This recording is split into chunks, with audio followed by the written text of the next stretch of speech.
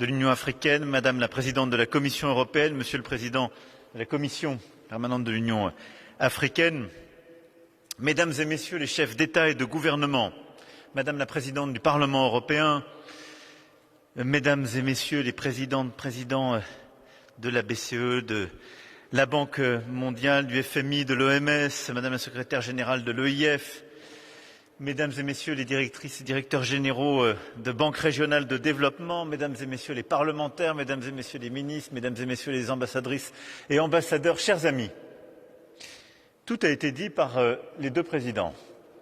Donc je vais essayer d'aller au plus vite, mais nous nous retrouvons 4 ans après Abidjan, terre d'hospitalité ivoirienne, et je salue Alassane Ouattara pour l'accueil qu'il nous avait alors réservé. Et je remercie Charles Michel de nous permettre ces retrouvailles entre l'Europe et l'Afrique à un moment où nous faisons face à de multiples défis, et vous l'avez l'un et l'autre rappelé. Depuis 4 ans, nous avons, je crois, ensemble beaucoup transformé les choses en mettant en place un agenda très volontariste, et de la scolarisation des jeunes filles, priorité du partenariat mondial pour l'éducation porté avec le président Macky Sall, des transformations du G5 Sahel, de la crise libyenne à la Grande Muraille Verte jusqu'au sommet des océans il y a quelques jours à Brest, nous avons su dégager un axe euro-africain pour faire prévaloir une vision commune de notre destin et ne jamais sombrer dans les égoïsmes nationaux. Nous avons multiplié les champs d'investissement, la sécurité, la paix, les opportunités économiques, l'éducation, l'art, et je souscris complètement au sujet des restitutions soulevées par le président Macky Sall à l'instant, le sport. Et puis nous avons été ensemble confrontés à cette pandémie qui a bouleversé tous nos calendriers.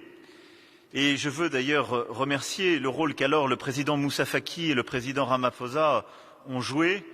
Je me souviens de cette session du bureau où, au fond, l'initiative ACTA a été véritablement co-construite et qu'ensuite nous avons porté en africain et en européen pour bâtir une réponse commune et convaincre nos partenaires du G20 d'avancer ensemble. Alors, au fond, l'Afrique est face à des défis que nous connaissons et que nous partageons pour une bonne partie avec, mais ils sont encore plus grands, si je puis dire, du côté du continent africain. La transition numérique technologique, celle de la connexion, la transition climatique, avec, si je puis dire, un défi encore plus grand pour le continent africain, c'est qu'il faut bâtir, comme l'a très bien rappelé le président à l'instant, il faut bâtir des infrastructures fondamentales en répondant à des contraintes que nos économies n'avaient pas en Europe quand nous avons bâti une société industrielle. Donc c'est encore plus difficile d'y procéder. Donc transition climatique qui est à la fois une transition énergétique et industrielle, la transition politique et l'évolution de plusieurs régions avec un processus qui se poursuit et le rôle que jouent aujourd'hui les organisations régionales, leurs banques de développement et d'investissement que je salue ici et l'Union africaine,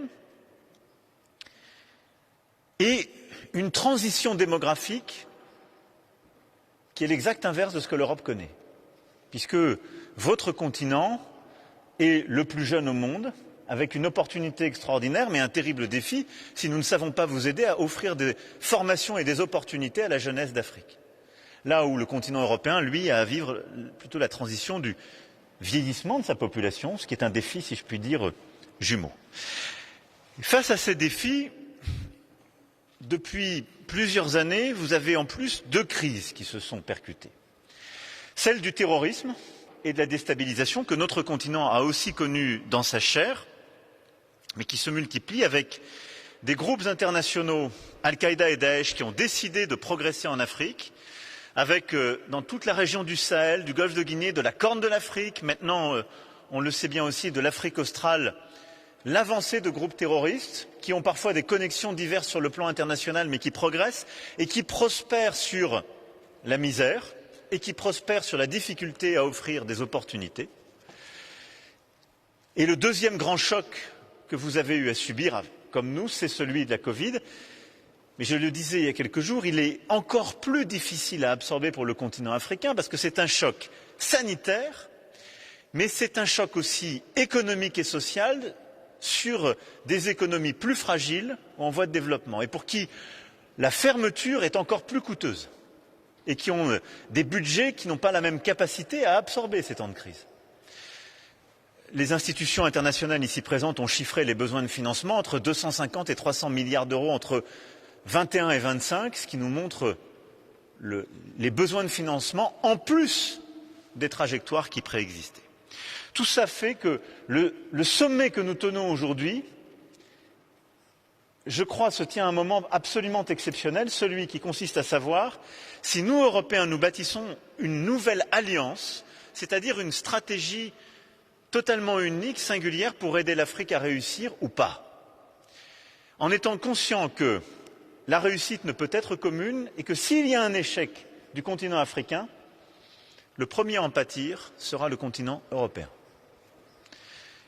Et donc, nous n'avons pas le choix ensemble que de bâtir cette alliance et cet axe nouveau avec plusieurs éléments. Le premier, c'est de faire ensemble et non pas de faire pour. Et donc, comme on a commencé sur plusieurs projets, c'est de bâtir des solutions communes et dans la méthode de profondément revoir ce sur quoi nous voulons avancer. Ensuite, c'est d'avoir une feuille de route qui soit le reflet de cette ambition avec des projets concrets. Et ce sommet va déboucher sur un texte, déclaration politique et une liste de projets. Je pense que la présidente de la Commission y reviendra et je remercie la mobilisation de l'ensemble des services. Mais au moins 150 milliards d'euros d'investissement sur 7 ans et des projets très concrets qui vont permettre aussi de réinventer la relation, de construire des projets entre Tallinn et Lomé, entre Athènes et Kigali, entre Bucarest et Abidjan, avec une vraie singularité. Et enfin, sur les 7 tables rondes que nous allons tenir, des réponses concrètes à quelques-uns des défis que le président Macky Sall a évoqués. La première sur le financement de la croissance, où nous devons tenir nos engagements, celui d'être au rendez-vous de l'émission de ces droits de tirage spéciaux, mais d'accepter de réallouer l'équivalent de 20% de nos droits de tirage spéciaux, soit en réallouant ces derniers et en trouvant les mécanismes financiers pour qu'il y ait le soutien et le levier des banques régionales africaines, soit en le trouvant sur le mode budgétaire. Le deuxième, sur le climat, la transition énergétique, le numérique, les transports, en ayant des projets sur les infrastructures durables dont l'Afrique a besoin, ça a été rappelé. Il y a dans nos travaux, je crois, plusieurs projets qui sont en train d'aboutir et nous devons mettre les financements et derrière les délais, la réalité de ces projets pour la jeunesse africaine. Et des projets très concrets comme celui de Constellation européenne qui a été présenté par la Commission il y a quelques jours, qui est un vrai projet Nord-Sud et qui, en déployant une constellation qui n'existe pas aujourd'hui pour l'Europe, va permettre d'offrir de la connectivité à tout le continent africain. Ce qui est absolument indispensable, parce que s'il n'y a pas de connectivité, il n'y aura pas la possibilité de déployer sur beaucoup de domaines ce que nous sommes en train de faire pour nous-mêmes et des vraies coopérations. Troisième sera sur la paix, la sécurité et la gouvernance, où là, nous devons parachever ce que nous sommes en train de faire avec le Sahel et le Golfe de Guinée, comme nous l'avons annoncé ce matin, mais nous devons aussi aider à bâtir des solutions nouvelles. Le Rwanda, en lien avec la SADC, a su apporter une réponse inédite, par exemple, pour la situation au Mozambique. Il est important que nous soyons au rendez-vous du financement de telles opérations, de la promotion de ces opérations, et qu'on arrive à convaincre les autres nations au sein des Nations Unies d'accompagner ce mouvement. Quatrième session sur le soutien au secteur privé et l'intégration économique, nous devons, comme ça a été dit, et je pense que la proposition du président Macky Sall est essentielle, aider à réduire le risque des économies africaines pour développer plus rapidement les projets, mais aider le secteur privé à investir bien plus massivement sur des projets très concrets. Il y a une jeunesse, il y a des potentiels de développement, il nous faut maintenant attirer les capitaux privés pour qu'ils s'y déploient et puissent fertiliser et sortir bien souvent de l'informel beaucoup de projets pour les amener dans l'économie formelle et leur plein déploiement. La cinquième session sera sur les systèmes de santé et les vaccins, ça a été dit par le président. Nous avons un défi. L'Europe est le continent qui a le plus donné de vaccins à l'Afrique, qui a le plus aidé et accompagné. L'Europe a été le continent qui est devenu maintenant le premier espace de production, tout en restant depuis le début et même au pic de la crise le plus ouvert. Nous n'avons jamais mis d'interdiction à l'export et nous avons toujours aidé. Plus de 50% des vaccins produits en Europe ont été ou donnés ou exportés. Le défi, c'est maintenant la production. L'Afrique représente 20% des besoins et produit 1% des doses. Et donc nous devons tout faire pour aider à déployer une autonomie en termes de production supplémentaire et des capacités. 6e session sur l'éducation, la formation professionnelle, les migrations, la mobilité. Nous aurons beaucoup de défis, je veux simplement en citer 2. Pour réussir ces défis que j'évoquais, le continent africain a besoin qu'on l'aide à développer des formations supérieures, de la formation professionnelle, de l'apprentissage, c'est-à-dire former sa jeunesse pour bâtir les projets que le continent a pour lui-même. Bien trop souvent, nous avons construit une relation où on explique aux jeunesses des pays africains que l'accès aux études supérieures se fera ailleurs. Notre devoir est de bâtir des projets très concrets permettant ces formations.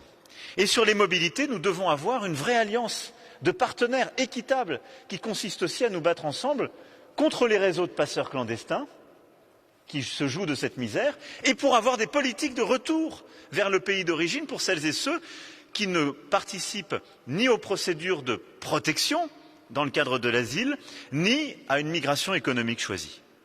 Et enfin, sur l'agriculture et le développement durable, nous aurons à parachever des projets concrets comme celui de la Grande Muraille Verte, qui sont des projets de développement essentiels au continent africain. Tout ça dessine en creux, et nous aurons à y travailler, à parachever nos travaux, la base d'une alliance nouvelle. Et à travers ces projets et ces sessions, un début de réponse aux défis et aux chocs que j'évoquais il y a un instant. Et je considère que pour nos générations, c'est une responsabilité, un devoir et une chance absolument inédite.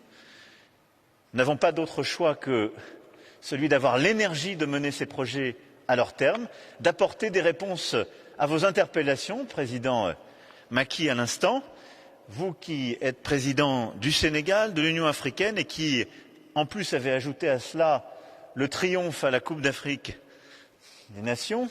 Il nous faudra avoir la même vigueur que les Lions de Teranga pour, ensemble, faire de ce sommet un succès et surtout bâtir cette alliance pour nos jeunesses. Je crois que c'est possible. En tout cas, c'est à nous de le faire durant ces 2 jours. Merci beaucoup.